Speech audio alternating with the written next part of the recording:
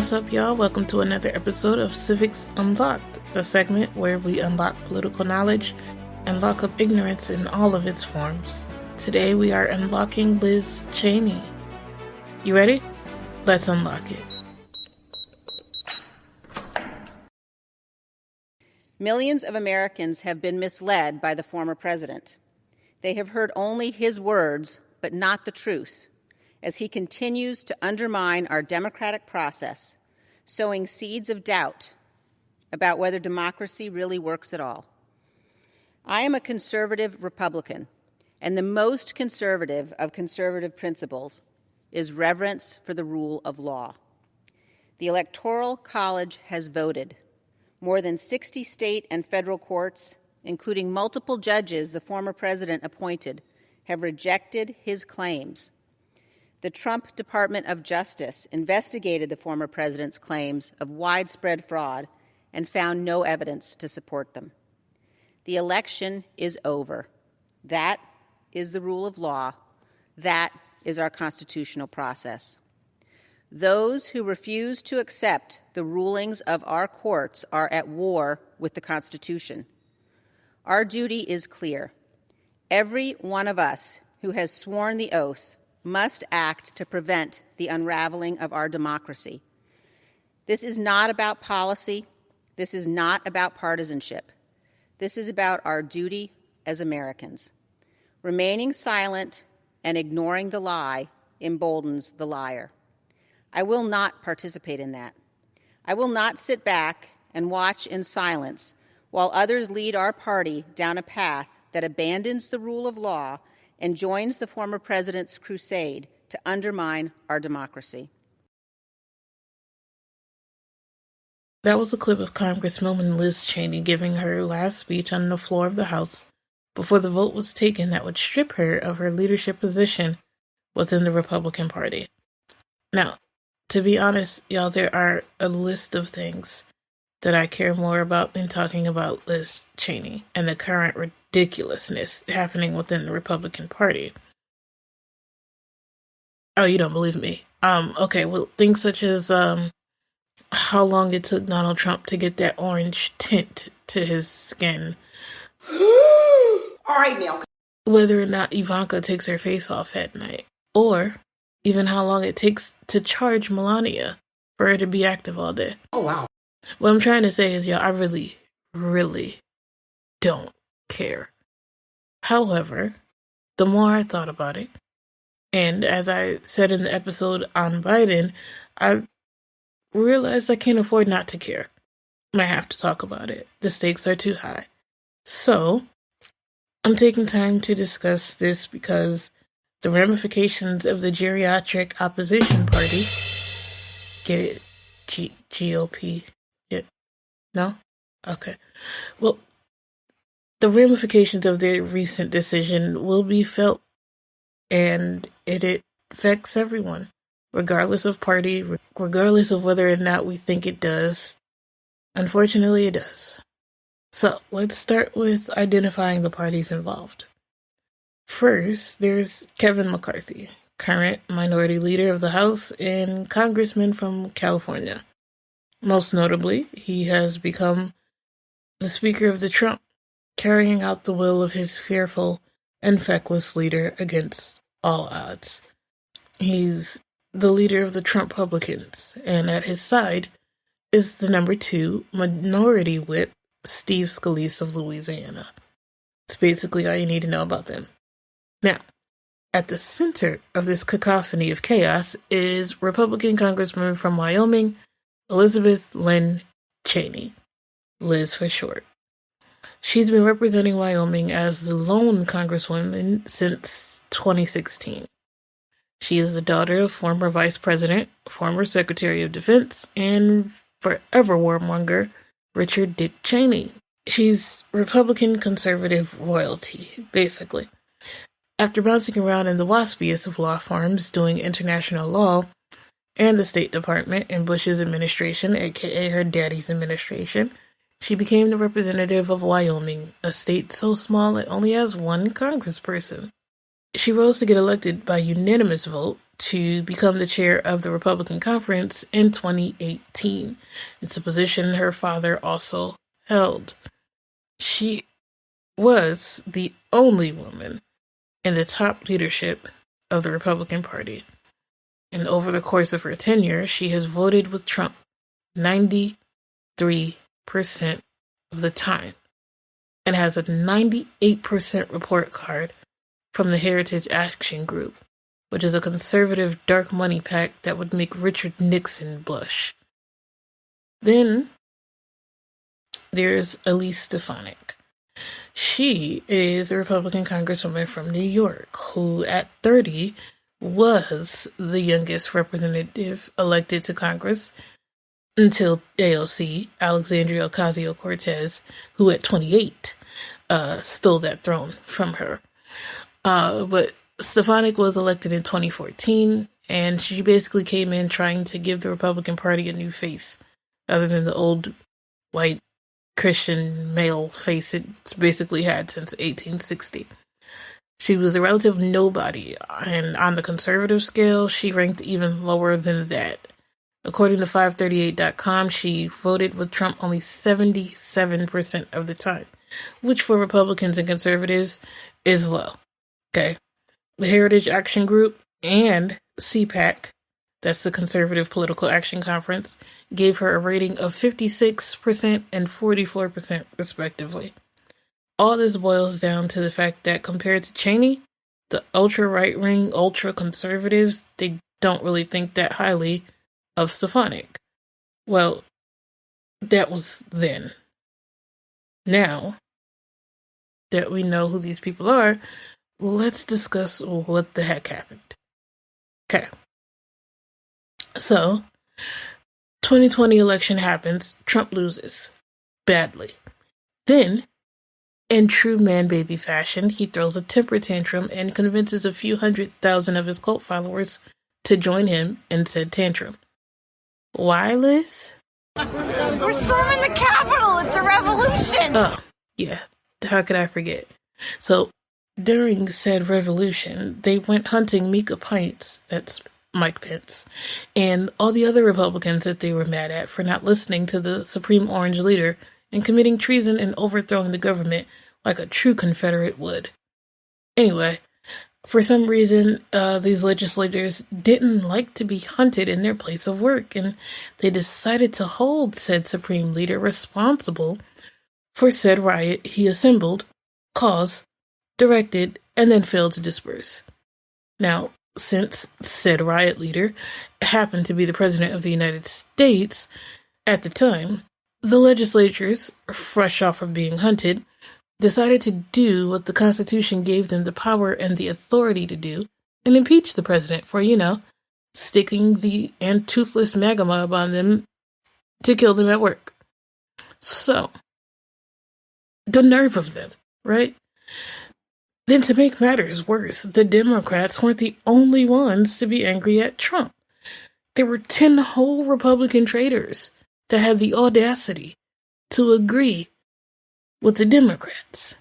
One of them was Liz Cheney. After her vote to impeach the Orange Mussolini, she was in jeopardy of being censured and losing her position. A private, blind vote was taken, and she survived it, 145 to 61.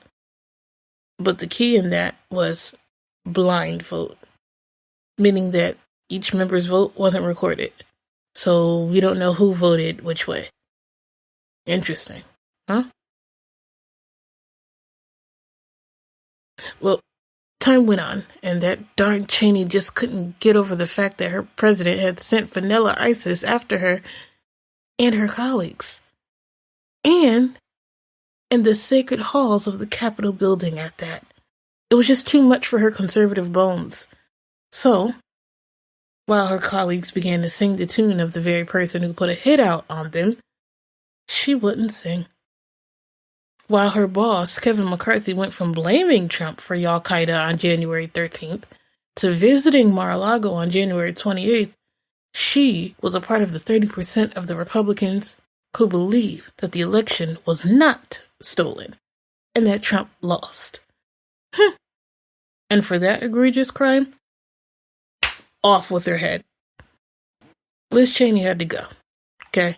No longer could she ride on the Trump train. Her stop was swiftly approaching, and boy, did they kick her off. Within a matter of weeks, she found herself in the midst of another vote coming for her leadership position. This time, it was a voice vote. Basically, like, all in favor of kicking Liz Cheney out, say aye. Aye. No records taken again. And some of the members weren't even present because of how quickly the meeting was. Notice the common theme of cowardice and fickleness. Nobody is boldly standing behind their vote or their conviction because, well, they have none. From start to finish, this process has modeled the new way the Q-Trumplicans are doing business. Like scared little boys and girls. They didn't even bother to look her in the face when she gave that speech I just played. All but one congressman left the floor when she got up to talk. So, soon after, the rising star and newly minted trumpet Elise Stefanik swindled in from stage left and now holds the very position that Liz used to, the Republican House Conference Chair. Now, the chair is a third-ranking Republican leadership position whose duties include overseeing the meeting of the Republican Conference. The conference is simply all the members of the Republican House. That's it. You're elected by the conference. The chair is elected by the conference, and they are responsible for the day-to-day operations, i.e. approving committee assignments, electing House leadership. The chair decides on the legislative agenda, and then they send it out to the conference or the members of the Republican Party. And based on the lies already on the chair website, with Liz Cheney in charge, I can only imagine how much more unhinged it's going to get with Stefanik at the helm.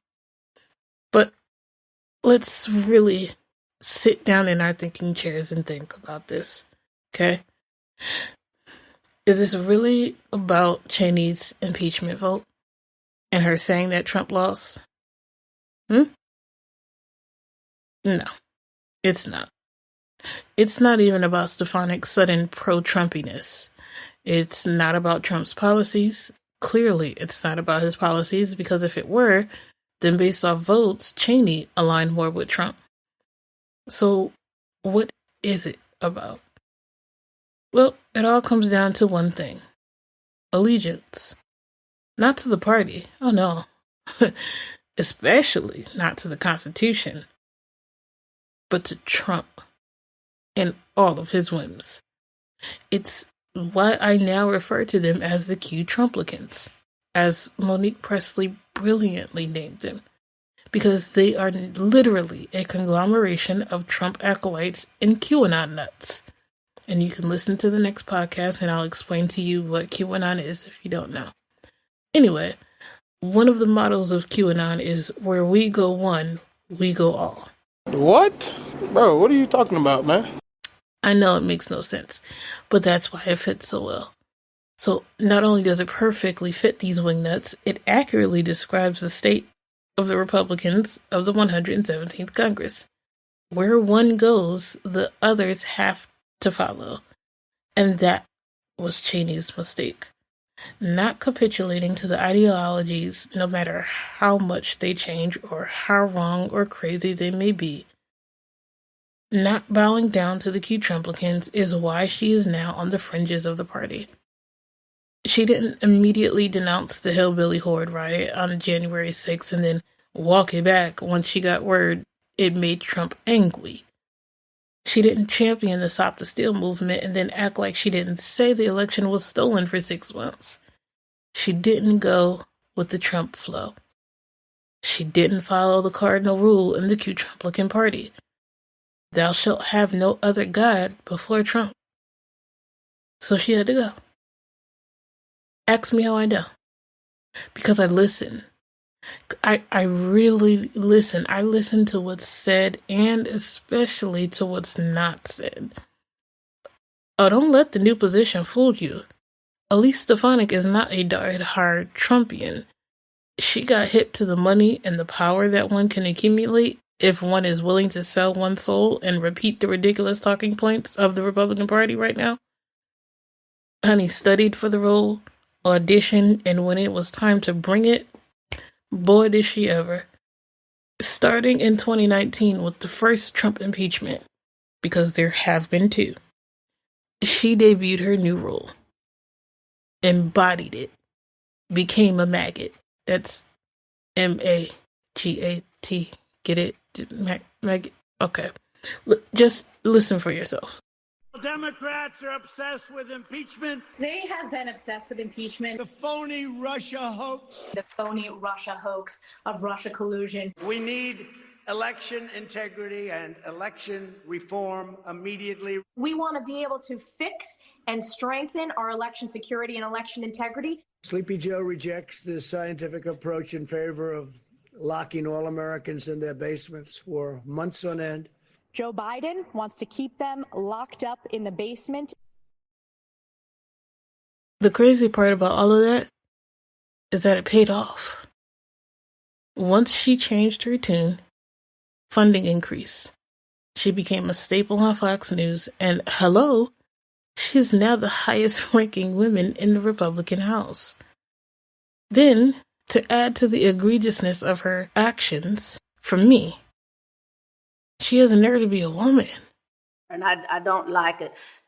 Ben Sasse, Jeff Flake, Adam Kinzinger, Mitt Romney, all men who openly and publicly went against something that Trump said.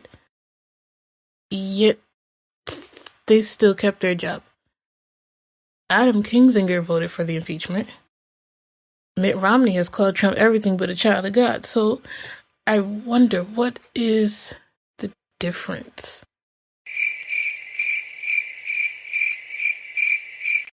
Come on, y'all. You can't be a bigot and not be a misogynist.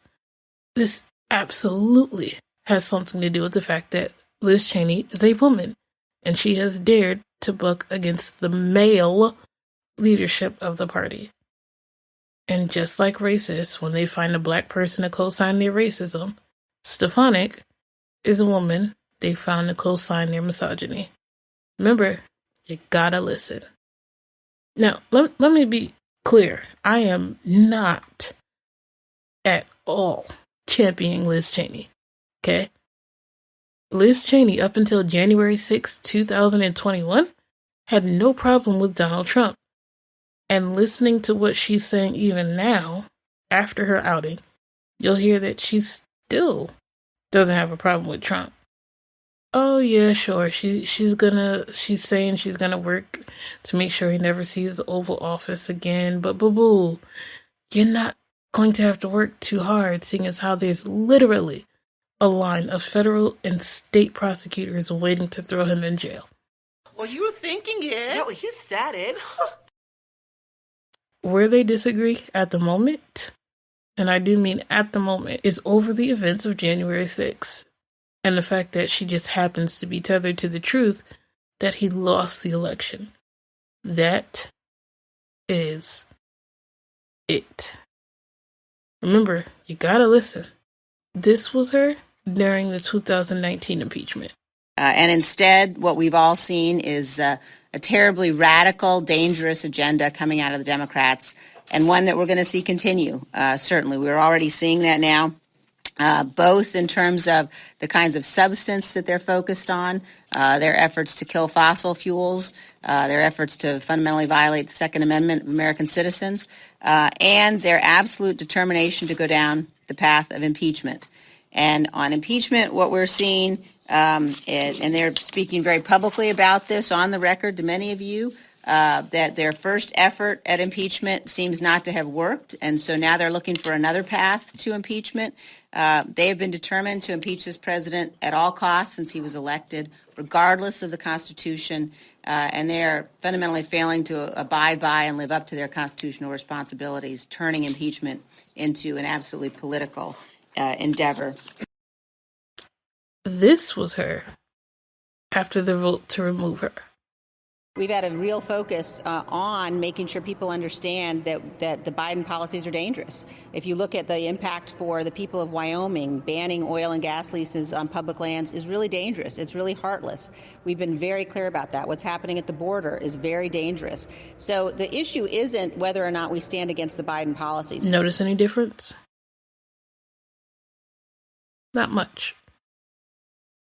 See, even the speech she gave the night before the vote was filled with all the buzzwords from what I call the scare the white people list from Fox News. You know, Castro, Putin, communism, law and order. You can find my full analysis and commentary on both speeches on Patreon, by the way. Anywho, I mean, this woman probably bleeds the stars and stripes. Now, whether it's the stars and stripes of the American flag or the Confederate flag, that remains to be seen. Don't scare me like that, colonizer. But here's why we should care about this situation. The more the Q-Trumplicans oust the likes of people like Liz Cheney, as problematic as she is, and replace them with the likes of steroid MAGA Barbie Marjorie Taylor Greene, then we should all be very afraid. Liz Cheney, as problematic as she is still tethered to reality and resides on planet Earth.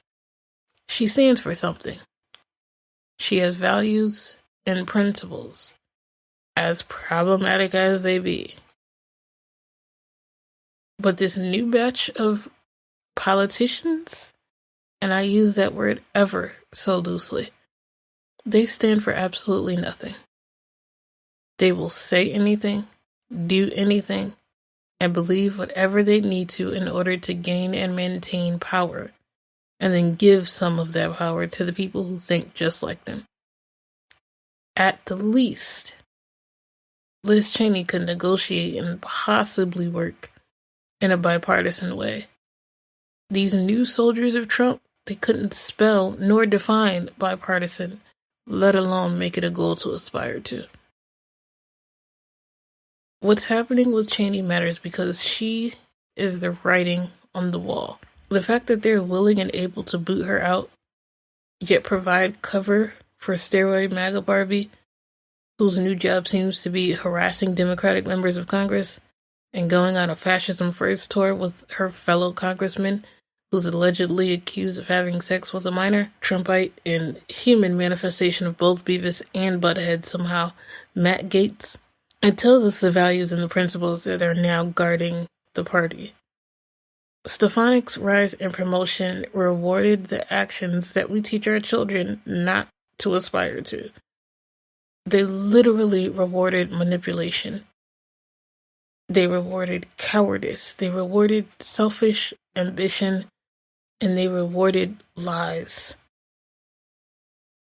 This situation tells us that you can get to the top as long as you say whatever is popular and are willing to take down even those who are your friends or mentors. So much for hard work and getting ahead on your laurels, pulling yourself up by your bootstraps. I guess it still applies even if the boots belong to someone else.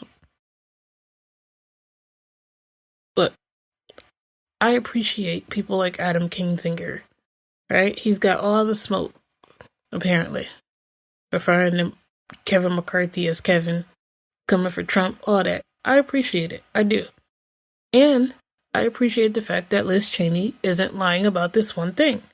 But Chris Hayes asked a very important question the other day that I think we all should be asking. How far are they willing to go? Yeah, they're speaking out now. But will they leave? Will they vote to boot out problematic members like Marjorie Taylor Greene and Lauren Boebert? Will they vote for the infrastructure bill in the spirit of unity and moving on that they seem to champion so much? Nope. Remember, we gotta listen. Take it from the woman herself. See? It's why I'm holding off on the praise for her and calling her a hero. I think these words should be saved for someone who actually does something that's brave and heroic. Liz Cheney did the bare minimum. She stated the obvious and told the truth. You don't get cool points for doing what you're supposed to be doing in the first place. The problem with the current political climate is that we now have to praise the minimum because the presence of truth is so scarce now. When we see it, it's commendable. We now have to call her brave for doing the unpopular task of telling the truth because the country is so jacked up that now we're making heroes out of the very people that created the problem in the first place. And that is the problem that needs to be identified, remedied, and never repeated. How we got here and the people that got us here need to be held accountable and remembered so that we never let this happen again. That's why this matters. Our attention is needed because we have to stand up in opposition to the hatred, to the lies, and the overall ridiculousness coming from the other side of the aisle. We have to remember that these people work for us, not the other way around. The current QAnon, Trump is my king and my God takeover of the Republican Party isn't just scary, it's problematic to the overall effectiveness of Congress. How do you legislate with people who can't agree that the sun rose in the east this morning? How do you find common ground with someone who doesn't believe you were legitimately elected?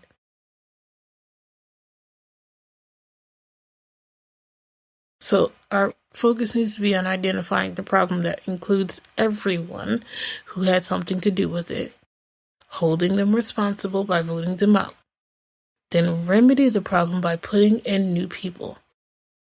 That means we have to vote in primaries to ensure that the right people get to the vote. Education, engagement, activism, accountability, and productivity. We're almost there, people. We can do this. It's been done before. Appreciate you, Liz Cheney. I do. I'm glad you did the right thing. But it's the actions for me. And your actions? Well, they tell me all I need to know. Just saying. That ain't the work of the Lord.